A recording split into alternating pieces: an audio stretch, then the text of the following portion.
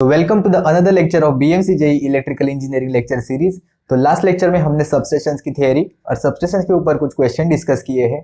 ये लेक्चर में हम सबस्टेशन में टोटल क्या क्या इक्विपमेंट्स होते हैं वो देखेंगे। अगर आप चैनल पे नए हो तो चैनल को सब्सक्राइब करना मत भूलना और साथ में बेल आइकन पे भी क्लिक कर देना। तो बिना टाइम वेस्ट किए चलिए लेक्चर को स्टार्ट करते हैं।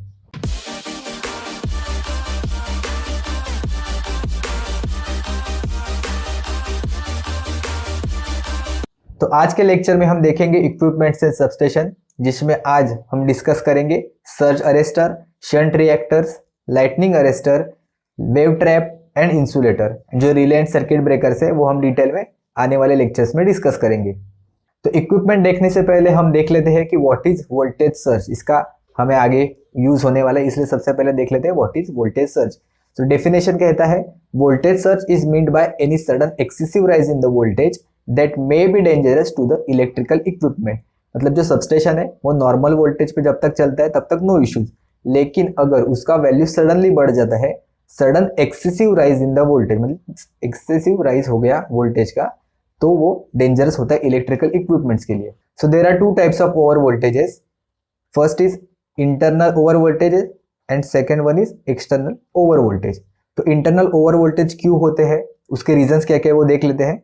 First one is operation of the circuit breaker. जब भी हम सर्किट ब्रेकर ऑपरेट करते हैं तब इंटरनल ओवर वोल्टेज जनरेट होता है। या फिर स्विचिंग इंडक्टिव और कैपेसिटिव लोड। अगर इंडक्टिव या फिर कैपेसिटिव लोड हम लोगों ने स्विचिंग किया, मतलब सर्किट में इन किया या फिर आउट किया, तो उससे भी इंटरनल ओवर वोल्टेजेस जनरेट होते हैं। सिमिलरली करंट चॉपिंग एक फिनोमेना है, इसमें भी ओवर वोल्टेज जनरेट होते हैं। And last one is large load is suddenly thrown off. अगर सिस्टम में कोई बड़ा लोड कनेक्टेड है और उसको हमने रिमूव कर दिया तो उससे भी ओवर वोल्टेज जनरेट होते हैं। ये इंटरनल ओवर वोल्टेज के टाइप है। सिमिलरली अब देख लेते हैं कि एक्सटर्नल ओवर वोल्टेजेस क्या क्या होते हैं। सबसे पहला है कि एटमॉस्फेरिक डिस्चार्ज, मतलब जब लाइटनिंग कंडीशंस होती है, या फिर इसको बोल सकते हैं स्टैटिक डिस्चार्ज और लाइटनिंग स्ट्रोक। तो ये कंडीशन में आपका जो लाइटनिंग स्ट्रोक है वो डायरेक्टली जो ट्रांसमिशन लाइन या फिर जो सबस्टेशन के आसपास है उधर गिर सकता है। उसके वजह से सिस्टम पे एक एक्सटर्नल ओवर वोल्टेज जनरेट होता है। Similarly the intensity varies depending on how directly it hit.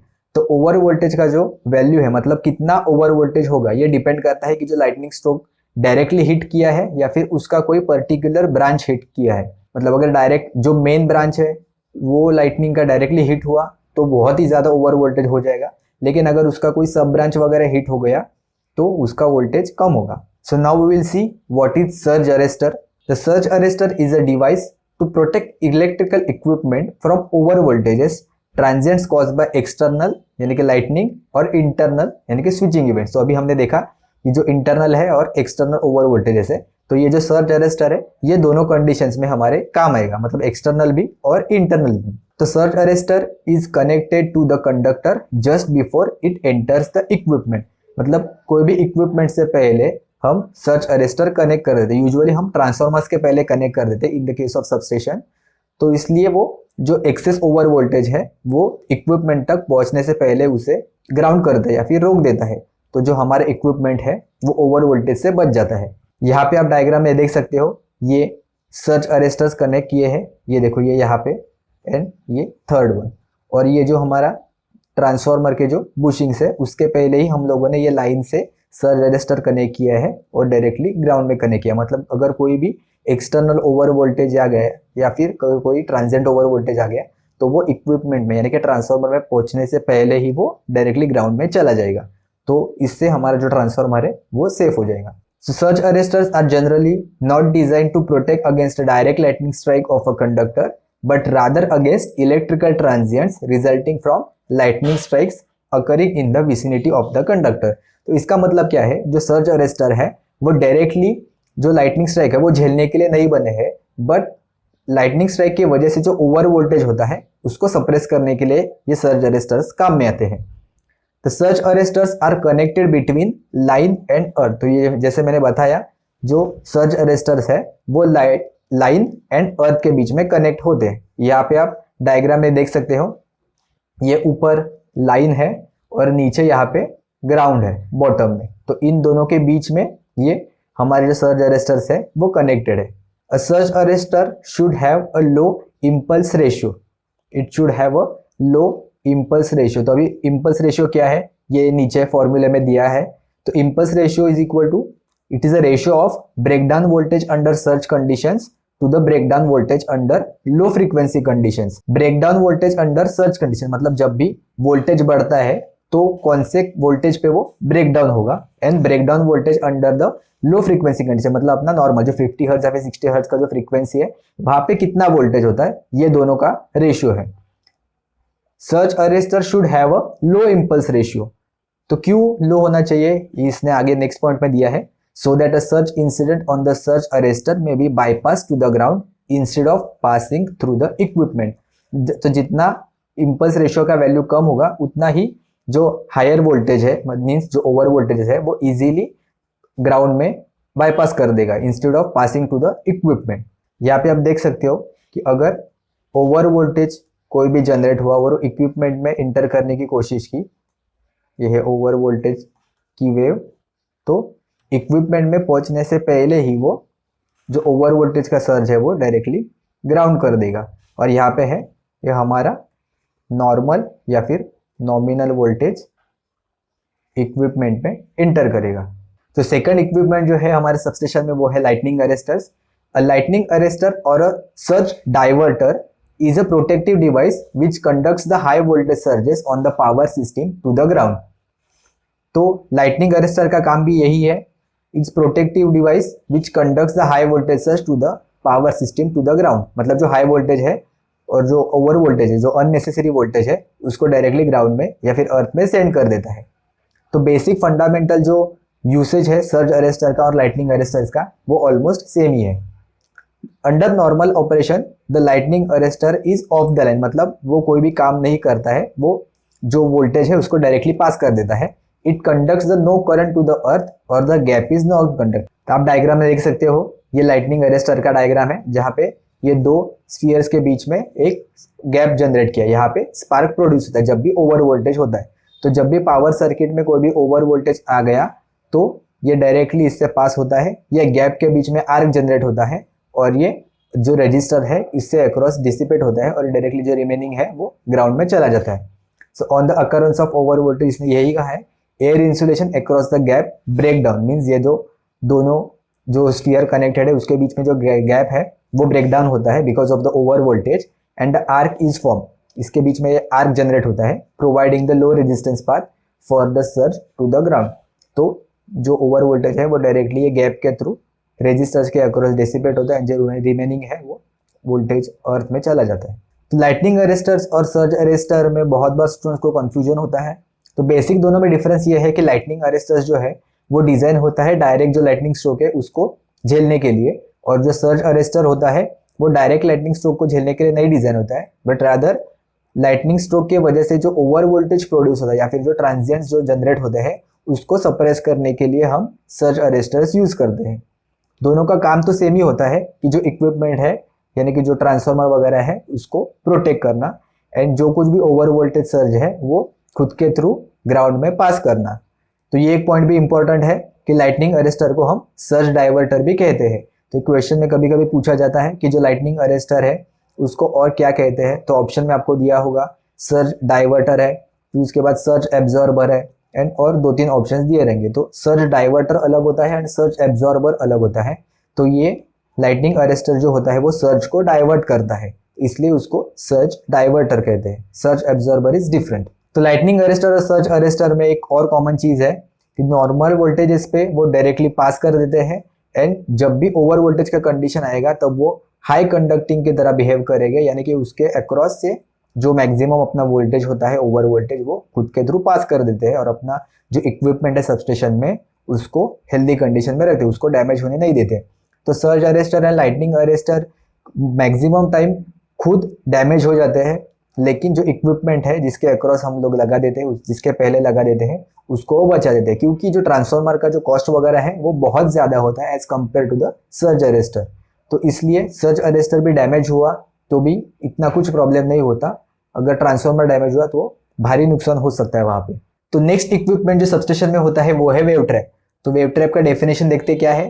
Wave trap is a device which prevents the high frequency carrier signals to enter the substation and allows the power frequency signal. इसका मतलब है जो wave trap होता है वो high frequency carrier signals को रोकता है और जो पावर फ्रीक्वेंसी सिग्नल्स है उसको अलाउ करता है सबस्टेशन में एंटर करने के लिए। तो हाई फ्रीक्वेंसी कैरियर सिग्नल्स क्या होता है और पावर फ्रीक्वेंसी सिग्नल्स क्या होते हैं ये अभी देख लेते हैं। तो हाई फ्रीक्वेंसी सिग्नल जो होते हैं वो कम्युनिकेशंस के लिए यूज होते हैं बिटवीन द टू सबस्टेशन। जो टेलीकम्युनिकेशन होता है वो ये हाई फ्रीक्वेंसी कैरियर सिग्नल्स के यूज से होता है। So high frequency carrier signals is use for communication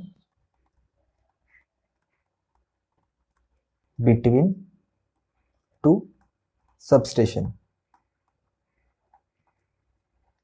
इसका जो फ्रीक्वेंसी रेंज होता है वो होता है 3 किलोहर्ट्ज टू 800 किलोहर्ट्ज। किलोहर्ट्ज में मतलब बहुत ही ज़्यादा होता है एज कम्पेयर टू जो पावर फ्रीक्वेंसी सिग्नल्स है। ये मतलब हमारे जो नॉर्मल जो पावर सेंड होता है जिससे it is use to send power means अपना जो वोल्टेज करंट का जो फ्रीक्वेंसी होता है वही होता है। एंड इसका जो फ्रीक्वेंसी रेंज है वो हमें पता ही है, it is around 50 to 60 hertz. तो ये होता है डिफरेंस। जो हाई फ्रीक्वेंसी सिग्नल्स होते हैं कैरियर सिग्नल्स ये हम कम्युनिकेशंस के लिए यूज होते हैं, जो पावर फ्रीक्वेंसी सिग्नल होते हैं वो पावर सेंड करने के लिए होते हैं। तो ये जो सिस्टम है उसको ही हम PLCC भी बोलते हैं, यानी कि power line carrier communications. Mean power line का यूज करके हम जो कैरियर सिग्नल्स है उसको जो ट्रांसमिट करते हैं बिटवीन द टू सबस्टेशन उसको ही ये सिस्टम को ही हम PLCC यानी कि पावर लाइन कैरियर कम्युनिकेशन कहते हैं। Wave trap is connected in series with the transmission line and at the entrance of the substation. तो जो वेव ट्रैप होता है वो सीरीज में कनेक्ट होते हैं ट्रांसमिशन लाइन के और सबस्टेशन के एंट्रेंस में कनेक्टेड होते हैं। आप यहाँ पे डायग्राम में देख सकते हो कि सबस्टेशन का जो एंट्रेंस है वहां पे ये जो वेव ट्रैप है वो कनेक्ट। तो wave trap acts as a low pass filter. तो लो पास फिल्टर क्या करता है, लो फ्रीक्वेंसीज है उसको पास कर देता है एंड जो हायर फ्रीक्वेंसीज है उसको स्टॉप कर देता है। तो हमें पता ही है कि जो पावर सिग्नल है वो कम फ्रीक्वेंसी के है यानी कि अराउंड 50 हर्ट्ज है, एंड जो कम्युनिकेशन सिग्नल जो है कैरियर सिग्नल वो बहुत ही हाई फ्रीक्वेंसी के है, हमने देखा अभी किलो हर्ट्ज में होते हैं, तो उसको वो ब्लॉक कर देता है। और जितना जो पावर सिग्नल्स है उतना ही ये आगे सबस्टेशन जो इक्विपमेंट में है वहाँ पे भेज देता है और जो कम्युनिकेशन है उसको अलग कम्युनिकेशन के लाइन्स थ्रू पास कर देते हैं। The wave trap is also called as a line trap. आप यहाँ पे देख सकते हो वेव ट्रैप को हम लाइन ट्रैप भी बोलते हैं क्योंकि ट्रांसमिशन लाइन के सीरीज में कनेक्टेड होते हैं। So wave trap is a combination of main coil, tuning device and protection device. तो हम एक एक करके क्या है वो देख लेते हैं। तो जो मेन कॉइल है वो हाईली इंडक्टिव एल्यूमिनियम कॉइल होती है, एल्यूमिनियम से बनी होती है। मैं यहाँ पे लिख देता हूँ, इट इज अ हाईली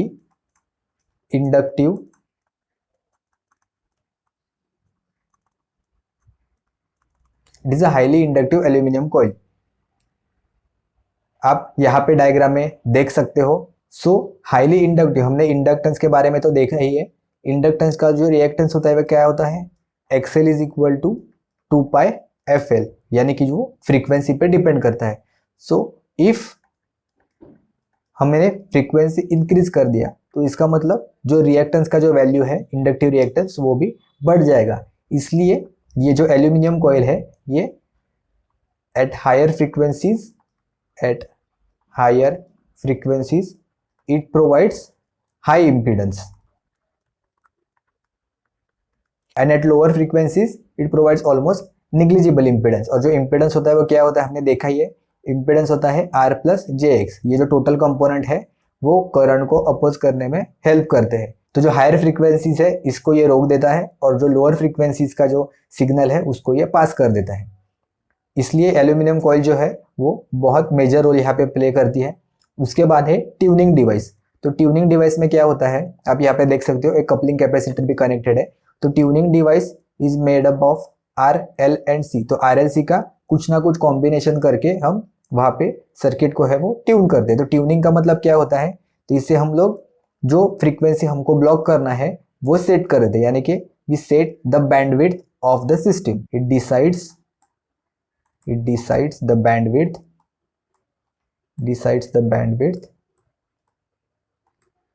और कौन से फ्रीक्वेंसीज को ब्लॉक करना है ये भी हम यहाँ से डिसाइड कर देते हैं। और it decides the blocking frequencies.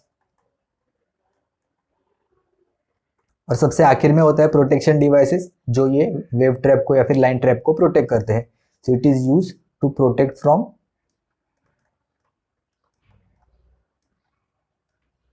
Over voltage surges.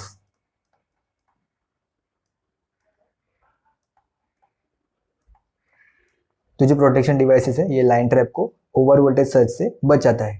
So the next equipment in substation is shunt reactor. तो शंट रिएक्टर क्या है देख लेते हैं। The purpose of the shunt reactor is to compensate for the capacitive component of the current in the system. That means this reactor is mainly use for absorbing VAR, यानी कि active जो reactive power है वो generated due to the capacitive effect of the system.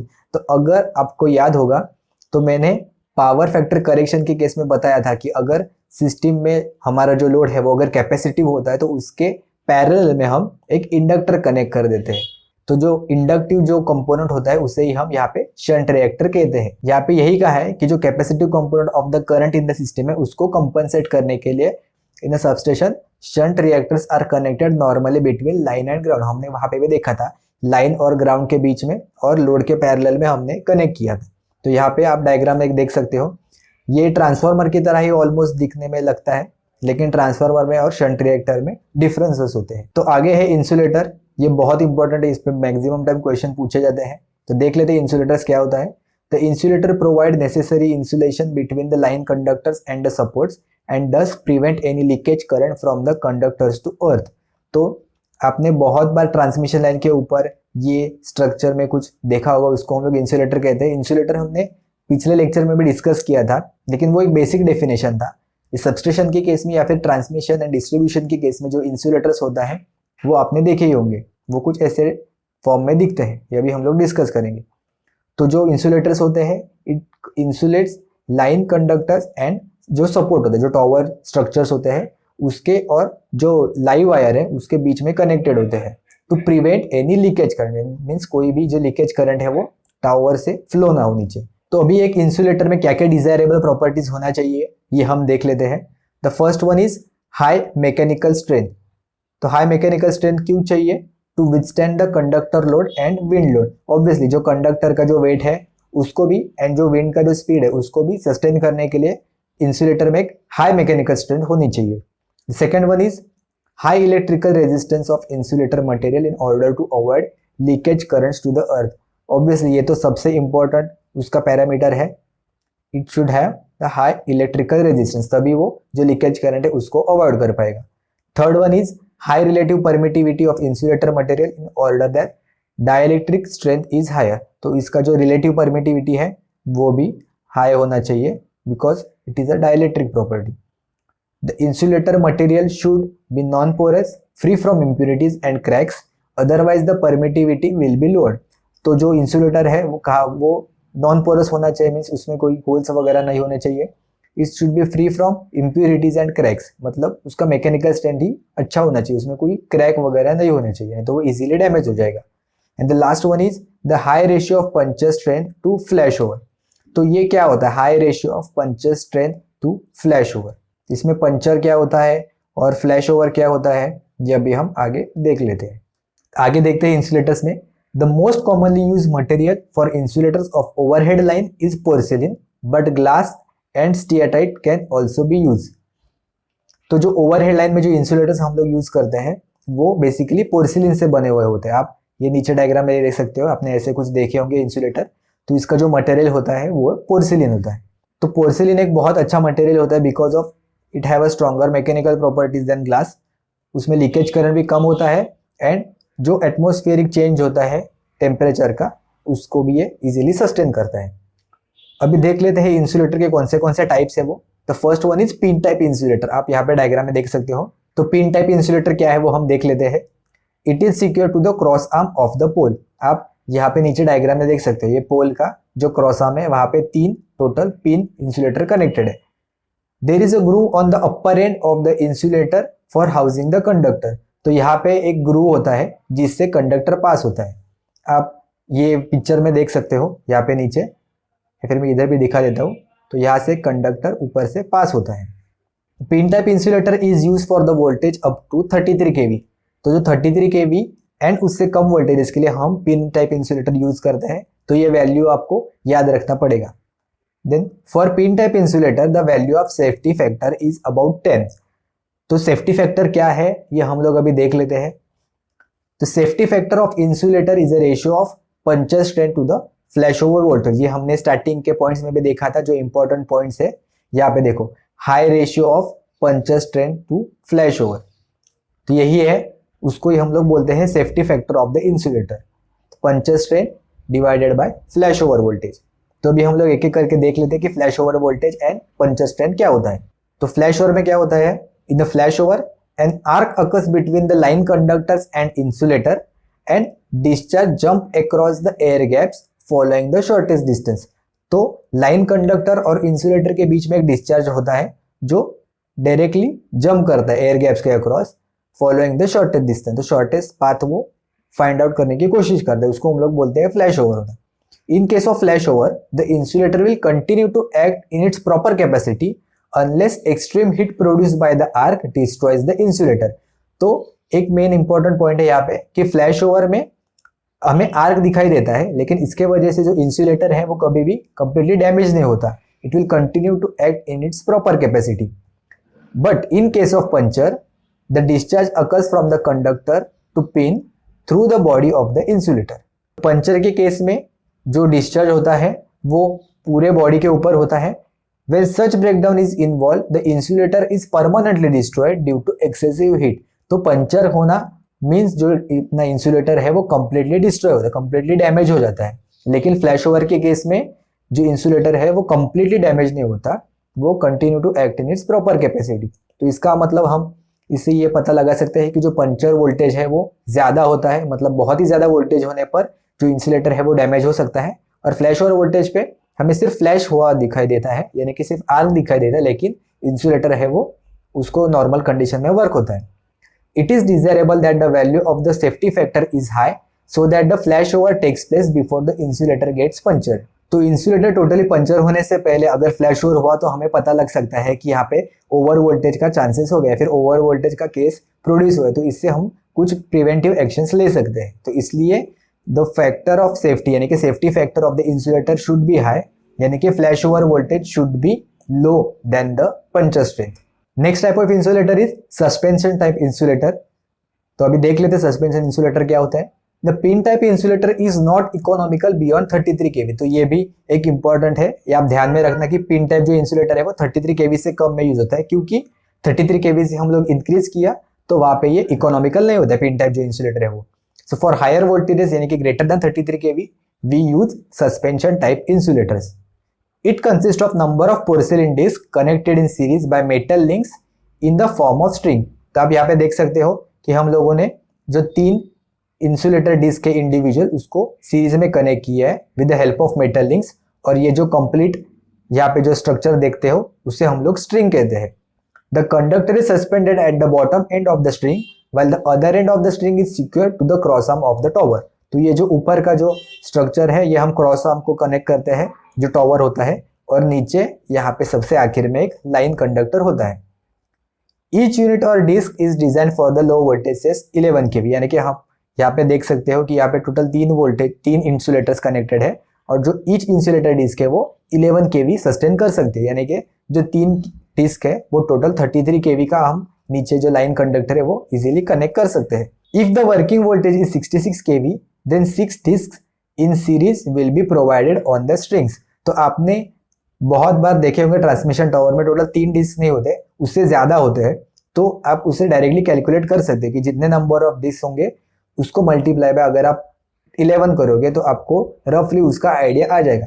कभी कभी exact directly नहीं होता, लेकिन आपको एक टेंटेटिव आइडिया आ सकता है कि ये जो ट्रांसमिशन लाइन है कितने केवी जो वोल्टेज है वो ट्रांसमिट कर रही है। Now we will see the advantages of the suspension type insulator. The suspension type insulators are cheaper than the pin type insulator for the voltage beyond 33 kV. ये हमने देखा अभी। The second advantage is if any one disc is damaged, the whole string does not become useless because the damaged disc can be replaced. तो अगर कोई भी एक disc अगर डैमेज हुई, total number of string means number of disc connected in series, तो complete string में अगर कोई भी एक डिस्क डैमेज हो गई बिकॉज ऑफ एनी रीजन, तो उसे हम इजीली रिप्लेस करते हैं। इसके लिए हमें कंप्लीट स्ट्रिंग चेंज करने की कोई ज़रूरत नहीं होती। Third advantage is the suspension arrangement provides greater flexibility to the line. It is free to swing in any direction and can take up the position where the mechanical stresses are minimum। तो आप यहाँ पे देख सकते हो, ये suspension type insulator है, ये आपने बहुत बार देखा ही होगा। तो इसमें बहुत ही फ्लेक्सिबिलिटी होती है, ये किसी भी विंड डायरेक्शन में जैसे होगा वैसे खुद को रोटेट कर सकती है, और जो मैकेनिकल स्ट्रेस जहाँ पे मिनिमम होगा वहाँ पे पोजिशन बना सकती है। The last disadvantage is in case of increase demand on the transmission line we can add the number of days to increase the insulation capacity।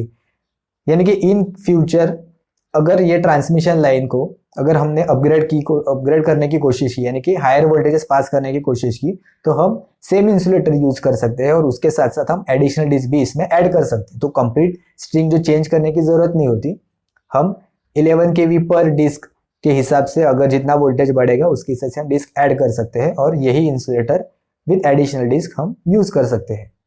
तो ये होते हैं total advantages of the suspension type insulator, and maximum cases में suspension type insulators ही आपको दिखेंगे।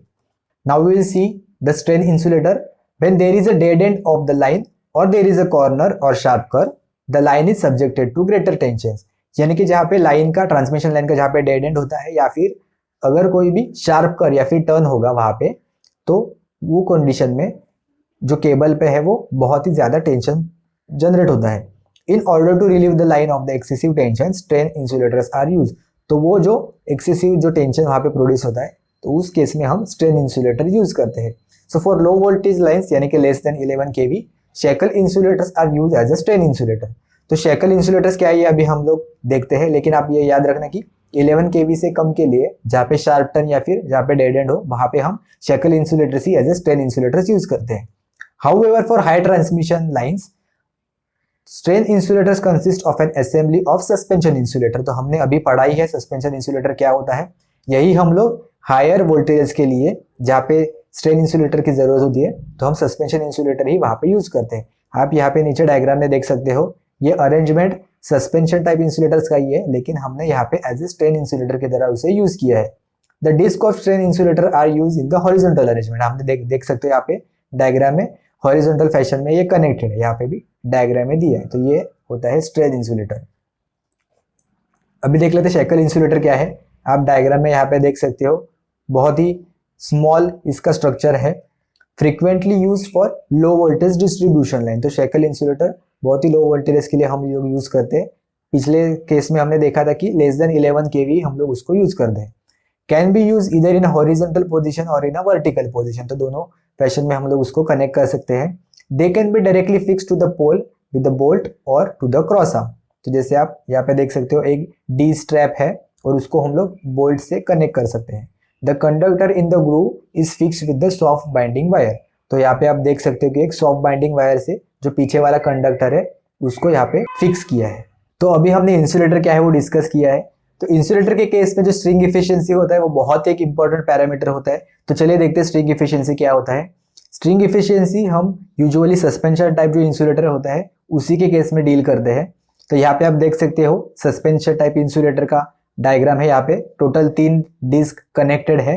नीचे यहाँ पे आप देख सकते हो एक कंडक्टर कनेक्ट है, क्योंकि जो सस्पेंशन टाइप जो इंसुलेटर होता है उसमें सबसे लास्ट में यानी कि सबसे बॉटम में कंडक्टर होता है, जिससे हम लोग जो अपना पावर है वो ट्रांसमिट करते हैं। ये ऊपर आप देख सकते हो कि टॉवर स्ट्रक्चर है, यानी कि जो क्रॉस आर्म ऑफ द जो ट्रांसमिशन टॉवर्स होते हैं ये। तो हमें पता है ये जो टॉवर है वो डायरेक्टली ग्राउंड से कनेक्टेड होता है। तो इसे हम लोग एज अ जीरो पोटेंशियल भी बोल सकते हैं, यानी कि 0 वोल्ट का भी कंसिडर कर सकते हैं। और नीचे जो कंडक्टर कनेक्ट है, लेट अस अज्यूम वो 33 kV यहाँ पे कंडक्ट कर रहे हैं, इसलिए हमने 3 डिस्क जो है वो कनेक्ट किए। तो 0 वोल्ट और 33 kV ये दोनों के बीच में कोई वोल्टेज जनरेट होगा, करेक्ट। तो वो यहाँ पे हमने V वोल्टेज यहाँ पे लिखा है। तो जो वोल्टेज है वो तीनों डिस्क के अक्रॉस जो है वो डिस्ट्रीब्यूट होगा, करेक्ट। लेकिन अभी इसमें प्रॉब्लम क्या आता है, जो वोल्टेजेस है तीनों के तीनों वो इक्वली डिस्ट्रीब्यूट नहीं होते। वो क्यों नहीं होते ये अभी हम लोग देख लेते हैं। तो जो तीनों डिस्क है उसके अक्रॉस एक कैपेसिटिव इफेक्ट जनरेट होता है। आप यहाँ पे देख सकते हो, ये एक पर्टिकुलर डिस्क के अक्रॉस एक C, हमने उसको एज ए जो इंसुलेटर है उसको ही हमने एज अ कैपेसिटेंस की तरह ट्रीट किया है। यहाँ पे सिमिलरली जो सेकेंड इंसुलेटर है यहाँ पे भी हमने एक सेकेंड कैपेसिटर को रिप्रेजेंट किया है, और जो थर्ड इंसुलेटर है उसको भी हमने एक थर्ड कैपेसिटर की तरह रिप्रेजेंट किया है। हमने यहाँ पे अज्यूम किया है कि जो तीनों जो इंसुलेटर्स है वो सेम साइज के एंड आइडेंटिकल है, इसके लिए जो कैपेसिटेंस का जो इफेक्ट जनरेट होगा वो भी यहाँ पे इक्वल अमाउंट का रहेगा, यानी कि तीनों का जो वैल्यू है वो सी एंड सी ही जनरेट होगा। इसको हम लोग बोलते हैं म्यूचुअल कैपेसिटेंस, यानी कि जो ट्रांसमिशन टावर एंड जो कंडक्टर है उसके बीच में जितने भी नंबर ऑफ इंसुलेटर्स कनेक्टेड है उसको हम अगर कैपेसिटेंस की तरह ट्रीट करेंगे तो उसे हम लोग म्यूचुअल कैपेसिटेंस कहेंगे। तो यहाँ पे आप देख सकते हैं कि जो कैपेसिटेंस का वैल्यू है वो तीनों का तीनों इक्वल है, इसलिए जो वोल्टेज डिस्ट्रीब्यूशन भी होगा ईच इंसुलेटर के अक्रॉस वो भी, या फिर ईच डिस्क के अक्रॉस वो भी होगा V/3, यानी कि इक्वली डिस्ट्रीब्यूट होगा तीनों के तीनों अक्रॉस। लेकिन प्रैक्टिकली ऐसा पॉसिबल नहीं होता है, तो वो क्यों नहीं होता है ये अभी हम लोग देख लेते हैं। तो ये होता है म्यूचुअल कैपेसिटेंस। तो हमने सिर्फ म्यूचुअल कैपेसिटेंस यहाँ पे अज्यूम किया है, म्यूचुअल कैपेसिटेंस का केस, इसको हम लोग बोलते हैं म्यूचुअल कैपेसिटेंस। लेकिन एक्चुअल प्रैक्टिस में सिर्फ म्यूचुअल कैपेसिटेंस नहीं होते, यहाँ पे हमने ऐसा अज्यूम किया है कि ये ट्रांसमिशन टावर का साइड एक आर्म है, करेक्ट। ट्रांसमिशन टावर का ये एक समथिंग पार्ट है। तो जो अपना इंसुलेटर का जो लाइन है, क्योंकि ये मेटल लाइन से कनेक्टेड है तो ऑब्वियसली हम लोग उसको एक स्ट्रेट लाइन से दिखा दिया है। तो ये जो अपना लाइन है इंसुलेटर का मेटल लिंक्स, उसके और जो टावर का पार्ट है उसके बीच में भी एक कैपेसिटेंस जनरेट होता है, उसको हमने बोला है शंट कैपेसिटेंस। तो ये पर्टिकुलर केस में हम shunt capacitance plus mutual capacitance assume करेंगे जो एक्चुअल प्रैक्टिस में होता है। तो हमने अगर सिर्फ म्यूचुअल कैपेसिटेंस का इफेक्ट पिक्चर में लिया तो जो वोल्टेज होंगे वो तीनों के तीनों अक्रॉस इक्वली डिस्ट्रीब्यूट होंगे, लेकिन एक्चुअल में या फिर प्रैक्टिकल केसेस में शंट प्लस म्यूचुअल कैपेसिटेंस को हमको अज्यूम करना पड़ता है। तो एक्चुअल प्रैक्टिस में क्या होता है, अनइक्वल वोल्टेज डिस्ट्रीब्यूशन में जो भी इंसुलेटर डिस्क जो कंडक्टर के सबसे नजदीक है या फिर जो नियरेस्ट टू द कंडक्टर है, वहां पे जो वोल्टेज ड्रॉप होता है फिर वोल्टेज डिस्ट्रीब्यूशन होता है वो मैक्सिमम होता है। एंड जो सबसे आखिर में या फिर जो सबसे टावर्स के नजदीक होगा वहां पे जो वोल्टेज ड्रॉप होगा वो होगा मिनिमम, और वो यहाँ से ग्रेजुअली इंक्रीज होता है। जितने हम लोग नंबर ऑफ डिस्क इंक्रीज करते जाएंगे वैसे वैसे धीरे धीरे इंक्रीज होते जाएगा। जो सबसे कंडक्टर के नजदीक होगा इंसुलेटर डिस्क वहां पे सबसे ज्यादा वोल्टेज ड्रॉप होगा। तो इसके वजह से क्या होता है, the insulator disc which is nearest to the conductor will face the maximum voltage distribution, यानी कि उस पर मैक्सिमम वोल्टेज का स्ट्रेस आता है जिसके वजह से वो पंचर होने के चांसेस बढ़ जाते हैं। तो हमारा मेन एम यही होगा कि जो वोल्टेज डिस्ट्रीब्यूशन है वो तीनों के तीनों या फिर जितने भी नंबर ऑफ डिस्क होंगे उसके अक्रॉस इक्वली डिस्ट्रीब्यूट हो। तो अभी हम देख लेते हैं कि इंपॉर्टेंट पॉइंट्स क्या है ये स्ट्रिंग एफिशिएंसी कैलकुलेट करते वक्त। The voltage impressed on a string of a suspension insulator does not distribute its uniformly across the individual disc due to the presence of the shunt capacitance. तो shunt capacitance का effect consider करने के वजह से ही वो unequal distribution होता है। हम लोगों ने सिर्फ म्यूचुअल कैपेसिटेंस अगर पिक्चर में लिया या फिर म्यूचुअल कैपेसिटेंस सिर्फ कंसिडर किया तो हम तीनों के अक्रॉस या फिर जितने भी नंबर ऑफ डिस्क होंगे उसके अक्रॉस यूनिफॉर्म वोल्टेज डिस्ट्रीब्यूशन होगा ऐसा मान सकते हैं। लेकिन अगर शंट कैपेसिटेंस भी हमने उसका इफेक्ट पिक्चर में लिया तो जो वोल्टेज डिस्ट्रीब्यूशन होगा वो अनइक्वल होगा। The disc nearest to the conductor has the maximum voltage across it. As we move towards the cross arm the voltage across each disc goes on decreasing, जो हमने discuss किया, जो nearest होगा उसके across ज्यादा voltage होगा। The unit nearest to the conductor is under maximum electrical stress and is likely to be punctured, therefore means must be provided to the equalize the potential across each unit। तो जो भी disc conductor के सबसे पास में होगी उस पर ज्यादा स्ट्रेस आएगा और उसके पंचर होने के चांसेस बढ़ जाएंगे। The voltage across string is equal two phase voltage, ये बहुत ही इंपॉर्टेंट है। जो वोल्टेज हमने एडिशन किया था V1 plus V2 plus V3, जो भी वोल्टेजेस थे वो सब फेज वोल्टेजेस होते हैं, ये ध्यान में रखना, लाइन वोल्टेज नहीं होता है। स्ट्रिंग एफिशिएंसी का फॉर्मूला आप यहाँ पे देख सकते हो। String efficiency is equal to voltage across the string. String means complete, जो जितने भी नंबर ऑफ डिस्क है वो हर एक का एडिशन करने के बाद divided by n into voltage across disc nearest to the conductor. n means number of disc, जितने भी नंबर ऑफ डिस्क कनेक्टेड है टोटल स्ट्रिंग में, and voltage across the disc nearest to the conductor, जो सबसे नजदीक होता है voltage across the disc उसका वोल्टेज हम नीचे डिनोमिनेटर में मल्टीप्लाई करेंगे। तो हमने देखो यहाँ पे जो total voltage across the string है उसको अज्यूम किया था V, and voltage nearest to the conductor है वो है V3। तो इससे हम लोग स्ट्रिंग एफिशिएंसी का फॉर्मूला यहाँ पे लिख सकते हैं कि वोल्टेज अक्रॉस द स्ट्रिंग यानी कि V divided by number of disc, यानी कि हमने 3 नंबर ऑफ डिस्क यहाँ पे अज्यूम किए थे, multiply by voltage across the disc nearest to the conductor यानी कि V3। तो ये हो गया स्ट्रिंग एफिशिएंसी का फॉर्मूला ये पर्टिकुलर केस में।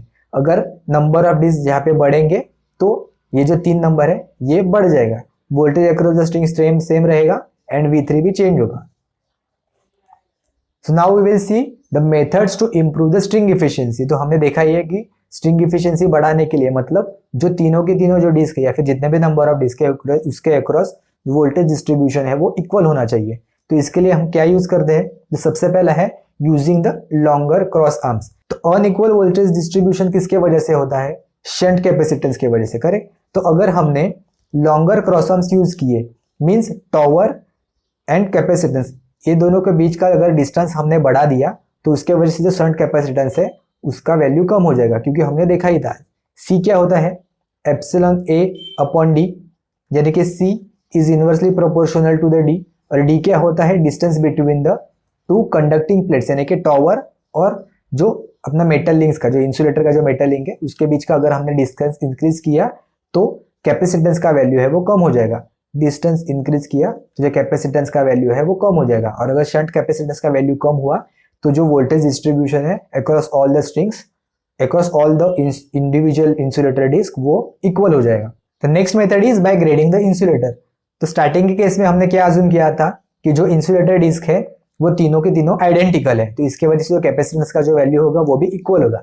लेकिन ग्रेडिंग ऑफ द इंसुलेटर्स में क्या कहा जाता है कि तीनों के तीनों यानी कि जितने नंबर ऑफ डिस्क है वो हर एक का वैल्यू हम अलग अलग लेंगे, जो इंसुलेटर डिस्क है उसका साइज अलग लेंगे, जिसकी वजह से जो कैपेसिटेंस प्रोड्यूस होता है वो भी अलग अलग प्रोड्यूस होगा, और अगर कैपेसिटेंस का वैल्यू चेंज हुआ तो वोल्टेज का वैल्यू भी चेंज होगा। तो इसके लिए हम लोग क्या कर सकते हैं, हमें पता है ये कैपेसिटेंस का फॉर्मूला हमने ये भी देखा था, C is equal to Q upon V। यहाँ पे Q क्या होता है चार्ज एंड V होता है वोल्टेज। तो हम ये कह सकते हैं कि capacitance is inversely proportional to the voltage. तो अगर हमें कंडक्टर के जो नियरेस्ट जो डिस्क है वहां पे हमें पता ही है कि मैक्सिमम वोल्टेज होता है, तो अगर वोल्टेज मैक्सिमम है तो हम लोग क्या करेंगे, यहाँ पे जो कैपेसिटेंस जो प्रोड्यूस होगा उसका वैल्यू हम मिनिमम रखेंगे, और जो सबसे टॉप में है जहाँ पे वोल्टेज का वैल्यू बहुत कम है वहाँ पे हम लोग C मैक्स लगा देंगे, यानी कि उसका ऐसे डिसाइड करेंगे कि फर्स्ट वाला जो टॉप का है उसका जो कैपेसिटेंस का वैल्यू है वो मैक्सिमम होगा, और जैसे जैसे हम नीचे आएंगे टूवर्ड्स द कंडक्टर तो कैपेसिटेंस का वैल्यू है वो कम होते जाएगा। तो इसके अकॉर्डिंग हम अलग अलग टाइप के या फिर अलग अलग साइज के हम इंसुलेटर डिस्क सिलेक्ट कर सकते हैं। तो ये हो गया सेकंड मेथड। लेकिन ये मेथड इकोनॉमिकल नहीं है, क्योंकि हमें हर बार अलग अलग साइज के डिस्क प्रोड्यूस करने पड़ेंगे, या फिर अगर वोल्टेज का वैल्यू हमने चेंज किया तो उसके अकॉर्डिंग जो डिस्क है वो भी हमें चेंज करना पड़ेगा। सो ये economical and practically possible condition नहीं है। Now we will see the third case by using the guard ring. तो इसमें क्या होता है, जो कंडक्टर्स के साइड में हम एक ऐसा रिंग प्रोवाइड करते हैं, इसको बोलते हैं गार्ड रिंग। ये कंडीशन में क्या होता है, हम आर्टिफिशियली एक कैपेसिटेंस प्रोड्यूस कर देते हैं, और एक मतलब पहले से ही ये एक कैपेसिटेंस होता है जो टॉवर का जो सेक्शन है वहां पे, और जो मेटल लिंक है अपने इंसुलेटर का वहां पे, और इसके वजह से हम एडिशनल कैपेसिटेंस प्रोड्यूस कर देते हैं। तो सबसे स्टार्टिंग के केस में हमने देखा था ये जो करंट है I, ये जो फ्लो होता है वो डायरेक्टली सीधा चला जाता है, वो कहाँ पे भी डिस्ट्रीब्यूट नहीं होता है। लेकिन हम लोग कैपेसिटेंस यहाँ पे ऐसे डिजाइन करेंगे कि ये जो करंट सपोज यहाँ पे जो फ्लो होगा वो डायरेक्टली यहाँ से चला जाएगा I1, यहाँ पे जो होगा I2 तो वो ये डायरेक्टली सीधा चला जाएगा I2, और ये जो इंसुलेटर के बीच का जो मेटल लिंक्स है यहाँ पे through out same current flow होगा, हम लोग बोल सकते हैं I। तो यानी कि हम आर्टिफिशियली एक अपोजिट साइड में या फिर अपोजिट डायरेक्शन में कैपेसिटी इफेक्ट प्रोड्यूस करेंगे, जिसके वजह से ये जो इंसुलेटर के अक्रॉस जो करंट है वो कांस्टेंट रहेगा, जिसके वजह से जो कैपेसिटिव इफेक्ट है वो भी सेम रहेगा, और जो म्यूचुअल जितना कैपेसिटेंस है वो ही प्रेजेंट रहेगा, और जो शंट कैपेसिटिव जो इफेक्ट है वो निग्लेक्ट हो जाएगा। तो इसलिए ये गार्ड रिंग भी हम यूज कर सकते हैं to increase the string efficiency. तो स्ट्रिंग एफिशिएंसी के ऊपर भी बहुत बार क्वेश्चन पूछे जा चुके हैं एग्जाम में, तो आई होप कि आपको ये समझ में आया होगा। अगर कुछ भी इसमें डाउट है तो हमें कमेंट्स में ज़रूर बताना, उससे रिलेटेड हम डाउट सॉल्व करने की कोशिश करेंगे अगले वीडियो में, या फिर हम डेडिकेटेड एक अलग से वीडियो भी बना देंगे। तो आज जो हमने थ्योरी डिस्कस की है उसके ऊपर क्वेश्चंस हमने नेक्स्ट लेक्चर में डिस्कस किए, तो वो वीडियो ज़रूर से देखना। बहुत ही इंपॉर्टेंट क्वेश्चंस है। जो स्ट्रिंग एफिशिएंसी अभी हमने पढ़ा उस पर भी बहुत सारे क्वेश्चंस पूछे गए हैं अभी तक, वो भी क्वेश्चंस आप ज़रूर से देखना। तो BMCJ स्टूडेंट्स के लिए हमने एक टेलीग्राम ग्रुप बनाया है, वो ज़रूर से ज्वाइन करना, जहाँ पे हम पोल्स वगैरह भी पोस्ट करेंगे। यहाँ पे जो हमने थियरी डिस्कस की है उसकी जो PDF है वो भी हम वहाँ पे आपको प्रोवाइड करेंगे, तो वो ग्रुप ज्वाइन करना। क्वेश्चंस भी बहुत सारे डिस्कस होंगे वहाँ पे, मैकेनिकल के भी जो स्टूडेंट्स हैं वो भी देख सकते हैं, उनके भी जो डाउट्स होंगे वो हम सॉल्व करने की कोशिश करेंगे। तो उसके लिंक आपको नीचे डिस्क्रिप्शन बॉक्स में मिल जाएगी, या फिर आपको स्क्रीन पे QR कोड दिखेगा, वो भी अगर आपने स्कैन कर लिया तो आप डायरेक्टली ग्रुप पे जाके ज्वाइन कर सकते हो। वीडियो अगर अच्छा लगा हो तो लाइक करना मत भूलना, अपने दोस्तों के साथ भी शेयर करना। वीडियो अच्छा लगा हो तो हमें कमेंट्स में भी ज़रूर बताना।